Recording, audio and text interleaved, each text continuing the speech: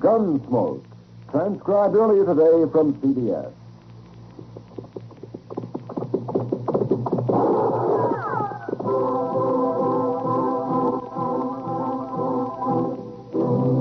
Around Dark City and in the territory on West, there's just one way to handle the killers and the spoilers, and that's with a U.S. Marshal and the smell of Gunsmoke.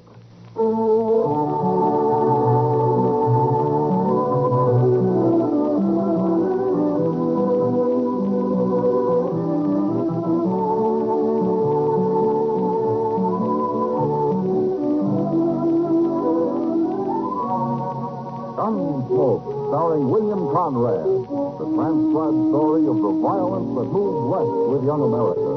The story of a man who moved with it. Matt Dillon, United States Marshal.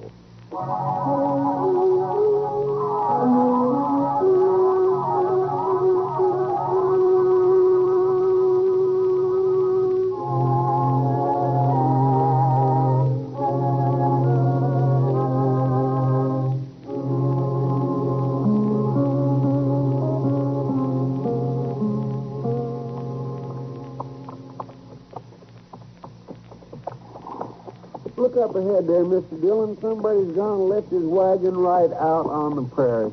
No, there's a man down in front of it, Chester. And it sure looks like his team went off and left him. What would he be doing out here with a busted wagon and no team? And I expect he'll be glad to tell us. Come on, get up.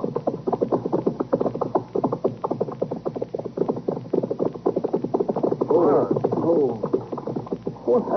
It's Mike Blocker. Yeah. Hello, Mike. Hello there. Well, this is a poor fix for a man to be in the day before his wedding, Mike. Sure is. Well, it'll keep me sober, Marshal, and Matilda will appreciate that even if I don't make Dodge tonight. What happened, Mike? Where's your team? Oh, Chester, we hit a hole back there, and the whiffle tree busted, and that team... They just run off like they was glad to get shed of the whole dang thing. Well, it must have been quite a hole you hit to do this. No, not much. Look here, Marshal. The bar's been sawed, happened too. Sure. It's them boys again. What boys? Them two crazy cowboys I hired on last fall. Plummer and Webb, you mean? Yeah. They've been funning me a lot lately. You mean this is just a joke? It's what they figured, I guess. Well, it ain't much of a joke to leave a man stranded on the prairie this way, especially when he's trying to get to town to be married. Now, this ain't so bad. Just yesterday, they cut the stinks on my saddle. Good thing the bronc got loose and busted off before I could get mounted. I wish I were as even-tempered as you are, Mike. Well, Marshal, it don't pay to get mad. No, but it seems to me Plummer and Webb are going a little far with their joke. Don't they want you to get married? I don't know. I never asked them. Oh, where are they now? Oh, they rode into Dodge this morning. Oh. They'd see me at the wedding. I had to bring the wagon so that I could carry Matilda back to the ranch. Well, we'll find your team for you. Maybe we can rig up a whiffle tree of some sort. You can buy a new one in Dodge. Oh, I'd be beholden to you, Marshal. You'll get to town in time for a drink yet. We'll ride along with you to see what you do, Mike.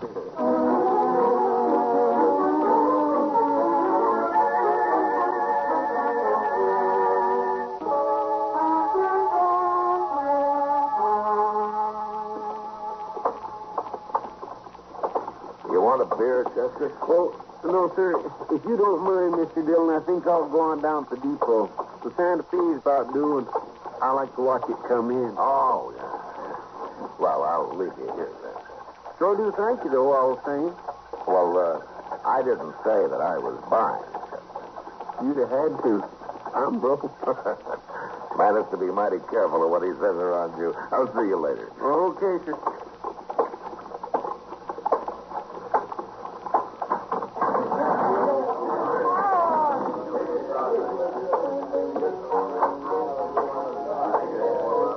Bring me a beer, Sam, will you? Hello, Matt. Hello, Kitty. Sit down. Yeah. Here, if it hadn't been for you and Chester, Mike Blocker never would have got to town today. Well, you rode in an hour ago and you already heard about it? Matilda told me. Oh. Yeah, that's right. I forgot about you and Matilda. She's the only lady in this town who is my friend. Here's your beer. Oh, thanks, man. You going to the wedding, Kitty? She insists that I do. You're pretty close friends, aren't you? Pretty close, Matt. I guess it's partly so she can talk to me about things she wouldn't even dare mention to her nice friends.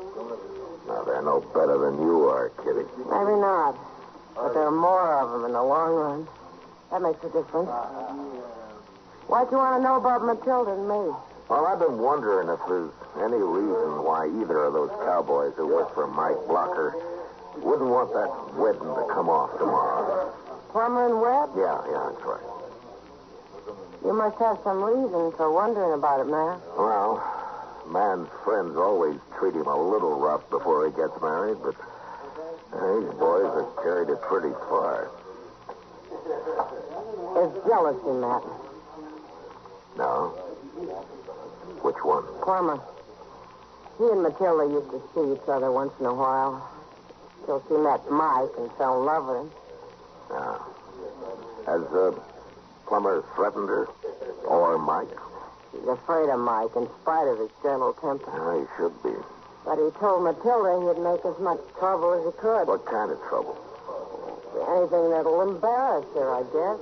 Like a chivalry, but real unfriendly. Now, they started their chivalry a little early. They even tried to get Mike crippled up a couple of days ago. Oh, I didn't know about that. Oh, nothing came of it, but I sure don't like to see anybody's wedding day spoiled. I think I'll look those two up and have a talk with them.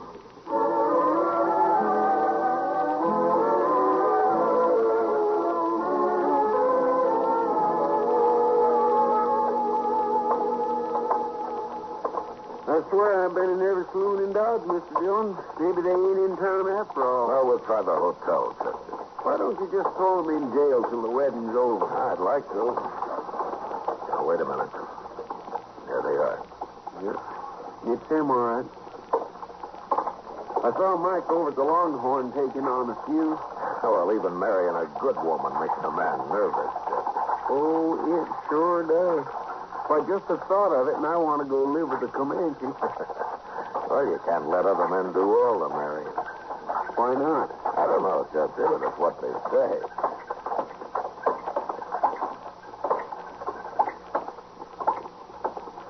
Hello, Plummer. Hello, Marshal. What's on your mind, Marshal? I seen you come all the way across the plaza. Well, I wanted to talk to you about the wedding tomorrow. Oh? You ought to be talking to Mike Blocker. He's the one that's getting married. We ain't, are we, Webb? No, we ain't. Did you think we were? All right, that's enough. You're not dealing with Mike Blocker now. You're dealing with me, and my temper's a whole lot quicker than his. No offense, Marshal. Webb didn't mean nothing. No, I didn't mean nothing. We're just in kind of good spirits. On account of the wedding and all. Well, sure, you know how it is, Marshal. You call it good spirits to try to get a man hurt 2 days before his wedding? How? Cutting the cinch on his saddle? Oh. Mike told you. He did. He didn't seem to mind as much as you do, Marshal. Don't be fooled by that. If Mike ever does get mad, there's going to be trouble. But I'm telling you to leave him alone. Oh, we ain't going to do nothing. Maybe a little chivalry after the wedding, that's all. I don't want either one of you anywhere near that wedding. Oh, now, Marshal, we was invited. The invitation's off. You understand me? Oh, but Marshal... Shut up, Webb. He's the law. We won't go near the wedding if he says so. Oh, sir, we won't go nowhere near it.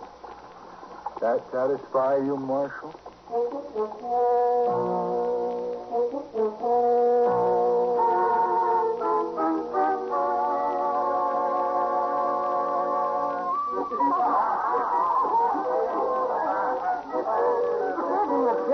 Beautiful, man. Now, being a bride sure does something to a woman, Kitty. It's the groom that really does things, too. Chester, you're jealous.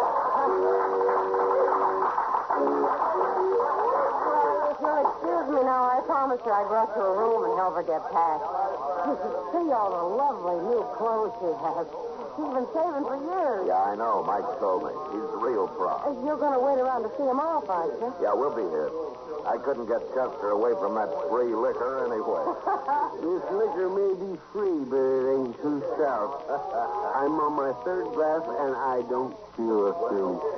You don't have enough blood in you to move it around, Chester. That's your trouble. Well, I'd have plenty of blood if it wasn't for old quacks like you bleeding me every time I get a cold. I never bled a man in my life, and you know it. Well, maybe you didn't, but I sure have been bled by other doctors. Don't blame me if you're fool enough to let him do it. See, you know, Matt, I've always said if people would just stand up to their doctors once in a while, it'll improve the whole medical profession. Well, you may be right, Doc. Of course I might. I'm going to go see if that jug is empty yet. Yeah, I think Mike's drunk half of it himself. Take a look around outside while you're at it, huh, Chester? For Plummer and Webb? Oh, they haven't showed up yet, but they might be waiting. All right, sir, I'll do it. Oh, it's a nice wedding. Wasn't it, Matt? Yeah, fine. I brought some ammonia along in case Mike got too weak to go through it. His entrance was a little shaky, but he got his color back about the halfway mark. Matt. Huh? Oh, what's the matter, Kitty? Matt, it's terrible. That poor girl. What's happened? It's her clothes, all her new clothes. Matt, we went to her room to get a pass, and everything's been torn to shreds. What? It's a mess. And Matilda's up there crying her heart out. Plumber, I suppose. Of course we get it. Who else would? Poor girl. You better go back to her, Kitty. And don't tell anybody about it yet. All right, Matt. Hey, well, what are you going to do, man? Find Plummer and Webb and lock them up. Mike's pretty drunk, and I got an idea he won't take this joke as easy as he did the other.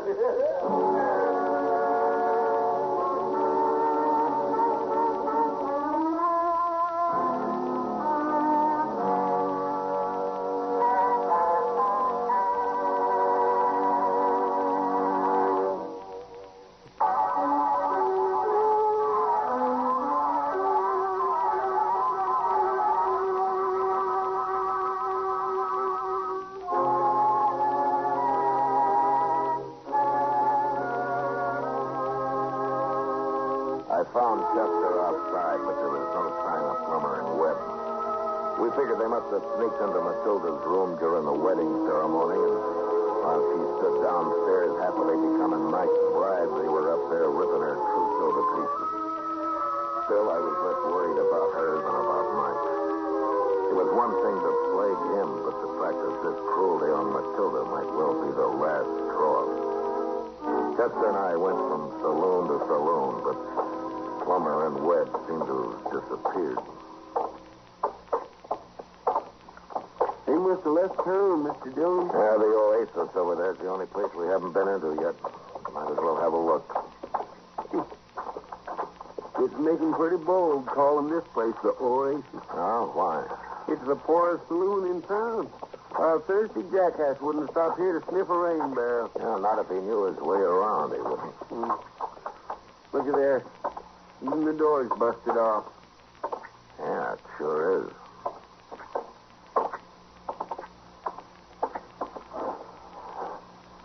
Mr. Dillon, this place is a wreck. Where is everybody? There's been a fight here, Chester. Oh, there's somebody. Look at his head. He's laying funny. What? Well, that's Webb. Yeah. He got his neck broke, Chester. Where'd that come from? They're behind the bar there. Maybe it's Plummer.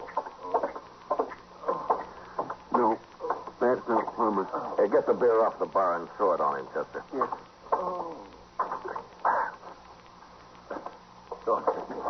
Don't hit me. I'm the marshal. Nobody's going to hit you. Now, who are you, mister? Joe, I'm the bartender. Well, what happened here, Joe? Why, that was crazy. He's still here, Marshal? No, he's gone. Who was he, Joe? The fellow that Plummer and Webb worked for. Mike something. He was awful mad, Marshal. Awful drunk, too. Where'd Plummer go? I don't know. I tried to stop it, but they hit me. Knocked me out. Was anybody else in here? Just them, and then Mike come in.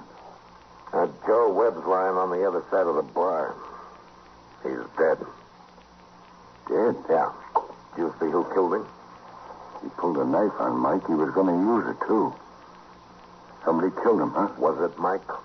I got hit about that, Marshal. I didn't see no more. All right, Joe. You do something about Webb there, huh? Look what they done to my place. It's ruined. Who's going to pay for all this? I don't know, Joe, but I'll try to find out. I didn't find out, not that night anyway. We looked around the oasis inside and out, and then I sent Chester down to wait for Mike in case he showed up at Matilda's place. So I scouted the town again. But shortly after daybreak, we both gave up and met back at the office.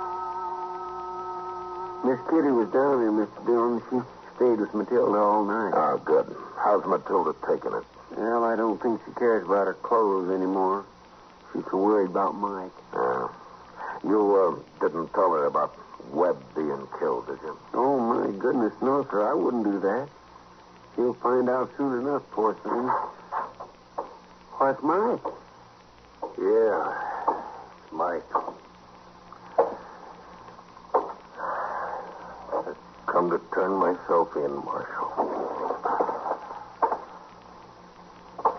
Where you been, Mike? Asleep? Oh, where's Plummer? Oh, I don't know. I was so drunk and so mad, I don't remember much of anything. Think he knocked me on the head while I was finishing off Webb. I know I ain't seen Plummer since. I just been down to the oasis. Joe ain't seen him neither. Well, nobody has, I know of, but where were you? Oh, I was awful drunk, Marshal. I must have got as far as Kelly's stable. Crawled into a stall there. At least that's where I woke up this morning.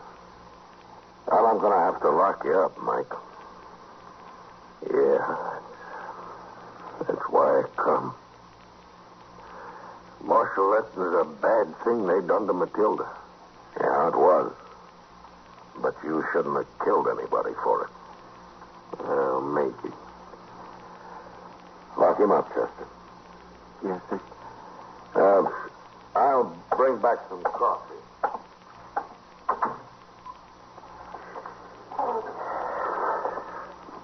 This way, Mike.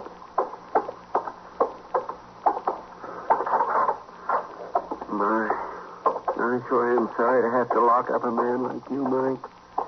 If you didn't, Chester, I'd just go find Plummer and kill him.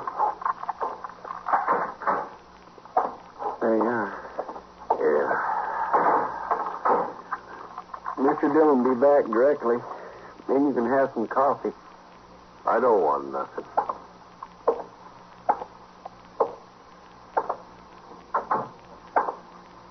Don't move, Chester. Well, Plummer. I'll take your gun. Well, we've been looking everywhere for you. Are you glad you found me?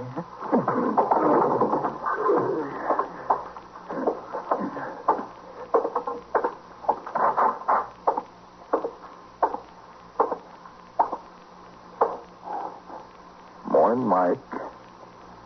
What are you doing here, Plummer? I come for you, Mike. I'm going to take you out back and kill you. It's a good thing you got a gun. I didn't have a gun last night. What'd you hit me with then? Table leg? Yeah. I should have killed you, too. You didn't kill Webb. What? You knocked him out, that's all. What are you talking about? He's dead, ain't he? Sure, he's dead. After I hit you with that table leg, I busted his neck with it. What for? So they'd hang you for it. Well, then what are you doing here now? I've already admitted to killing him. I got to thinking, that's why. Thinking what? Well, when Doc gets a look at Webb, he'll know you couldn't have hit him that hard. Anyway, I figured you'd remember about it all. They'll hang you, Plummer. Not me. I'm going to kill you, and then I'm going to be gone to Texas. You shoot me, or I'll hear you. I ain't going to shoot you. Less than I have to. I'm going to cut you, Mike. And you won't look very good when Matilda sees you. Matilda? We was friends once, Mike. Real good friends. You know the kind. You and Matilda? I'll tell you what it was like while I'm cutting your throat. Get out of that cell now.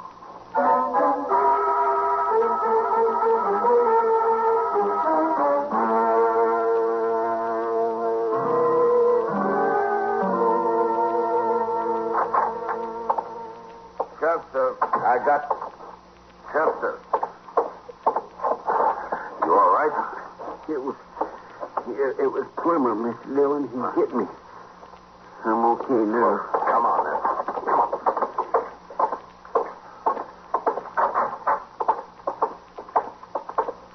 Mike's gone. Plummer must let him out. Let him out. Nothing. He's probably killed him. Let's look out back.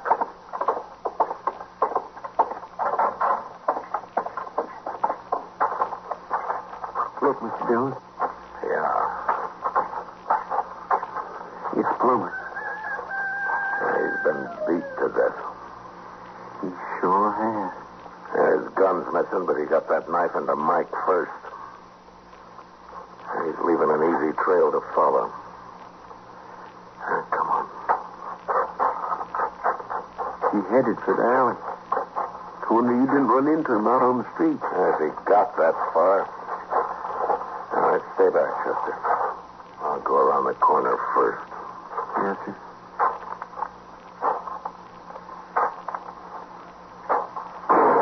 No, Mike! I got him. All right, come on.